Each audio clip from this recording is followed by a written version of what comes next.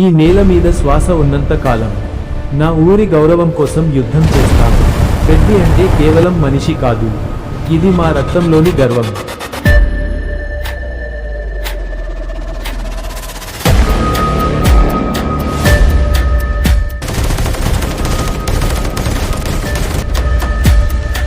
మీ దగ్గర అన్నీ ఉన్నాయి, కానీ మా దగ్గర ఈ ఊరి రక్తం ఉంది. మీరు రండి, అసలైన ఫైట్ ఏంటో చూపిస్తా. ఊరు గెలుస్తుంది లేక చస్తుంది.